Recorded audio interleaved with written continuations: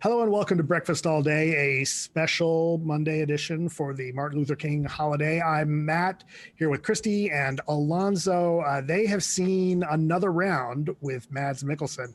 I was busy having another few rounds and did not get to it, but they'll tell you all about it. Alonso, why don't you describe the movie? Yeah, so this is Mads Mikkelsen working once again with Thomas Vinterberg, the director of The Hunt and The Celebration and the recent remake of Far from the Madding Crowd. Mikkelsen plays a middle-aged high school teacher. He's not engaged with his job. He's not engaged with his wife. He's not engaged with his life.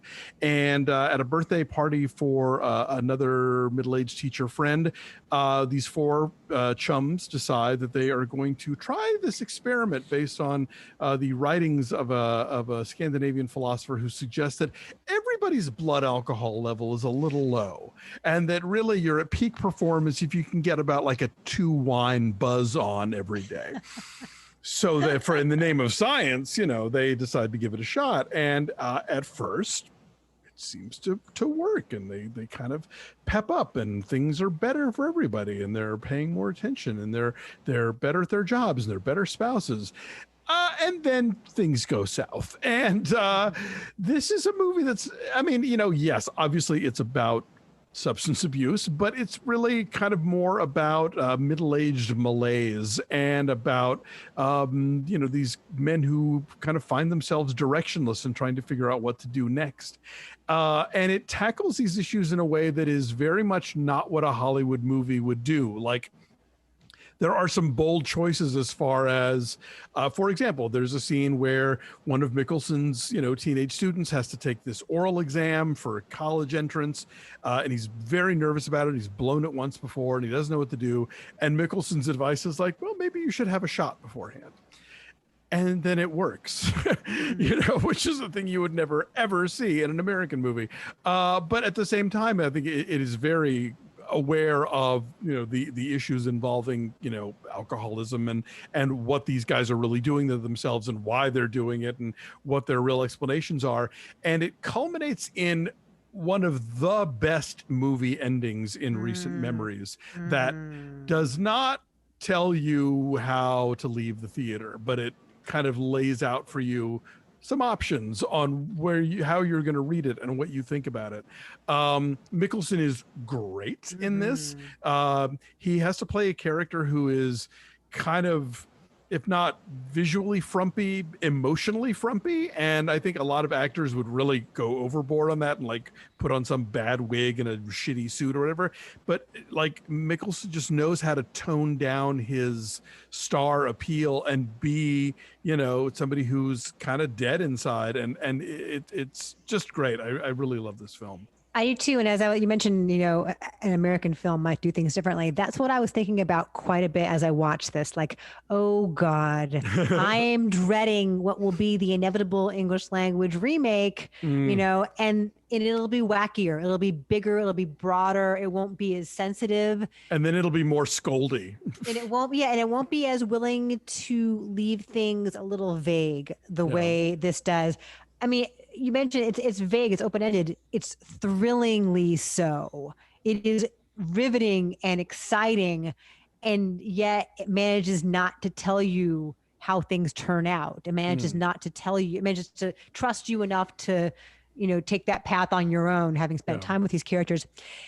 I love this movie, and it's so interesting to me watching it now, having been sober for about 3 years, because I completely relate to not only the middle-aged malaise of thinking like I've got to spice things up, and the idea that alcohol makes you fun, and or the alcohol is the answer to everything, right? And that the idea that you are putting forward the best version of yourself with a couple of drinks is something that I told myself for so many years, and something that I think a lot of people our age, moms tell themselves, like, we have to have a glass of wine while we're getting our nails done or whatever. And I think it taps into something that is so universal in such a specific way. So even though I am not a man, I'm not a middle-aged man, like I completely got that instinct and that rush that they all experience with each other when they're like, oh, this is clicking and this makes sense. And you try and ride that and find that balance just so all the time.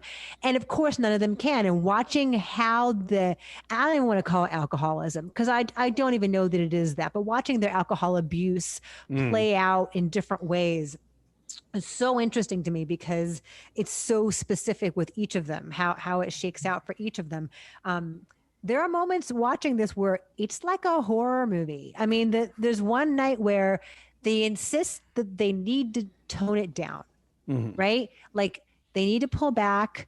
It's gotten a little out of hand. And that night is like one of their big bad drunk nights of all. Like it's like maybe their worst drunk night. And as I'm watching it, first of all, I'm thinking, knowing that I myself have tried to drink this hard at this age, I'm like, you just can't. Like your body just does not metabolize alcohol. And again, Mads Mikkelsen's like what, 6'3", this beautiful hunk of a man. Yeah. But still, like as you get older, you can't drink the way you did in college. Try as you may, you just your can't. internal organs are not having it. They're not, also, and the hangovers are worse. Yes, go ahead. Well, also because if you've been drinking all along, you've built up a tolerance that to catch that buzz, you have to drink so much more that it's catastrophic to your system. Yeah. I made the joke in my review that the cinematographer has somehow invented his name is Sturla Brandt Grovlin, has invented the beer goggles setting on a camera because the way that like Mikkelsen's classroom or like the kids soccer game that one of them coaches or whatever, like the light just becomes a little bit crisper. Like everything just looks a little bit better. Like there's this sudden things come to life. And again, not in a really obvious way, but just there's this suddenly this kind of patina of of glow on it that then of course goes away later once they go too far with stuff. But a great ensemble cast. It's co-written by Tobias Lindholm, who's a filmmaker in his own right. He did that movie A War. And yeah, I just think this is such a smart movie, and yeah, I don't think an American, or at least certainly not a studio movie, would allow for the level of subtlety and of faith in the audience to draw their own conclusions that this movie has. Yeah, there's a lot of insight here without being judgmental. Like I think it's a great service to this story and to these characters that Thomas Vinterberg just like, he's not judging their choice. He's not glorifying it and he's not judging it. He's letting us see like all of it, the way each scenario plays out differently and how that affects not only their own individual lives and jobs, but their friendship. And it's never easy or safe. And I love all that about it. So I'm saying 9. I also said 9. Yeah, if you're expecting this to be like The Lost Weekend or something, it's not that. It is not a Jeremiah about demon rum. It's also not like a wacky romp like Bridesmaids or Girls Trip or something or like Old that. School. Yeah. Yeah, it's not. It's fun without like glorifying. There's more truth to it than that. Anyway, it's really good. We're both giving it a 9. It is streaming where? It is available on demand from Amazon and iTunes and places like that. Yes, please go find it. And Mads is amazing. Yes, so good in this. It'll make you Mads. I don't know if there's any kind of awards campaign for him, but there ought to be. Yes. So check it out. Thanks for checking us out. We're here. We're on YouTube every week. Subscribe to this channel and get updates every time we drop new videos. Sometimes we'll do it on a Monday like this, just to see if you're paying attention. Like this video. Follow us at BeFastAllDay on Twitter, Instagram, and Facebook. Check out our Patreon page at patreon.com/BeFastAllDay. A lot of fun stuff for our subscribers, including recaps of Bridgerton and WandaVision, and we've got some exclusive reviews coming up just for them. So if you're not a member already, great time to become one. Have a good week, you guys. Happy MLK Day, and we'll see you Friday. Take care. Bye. Bye.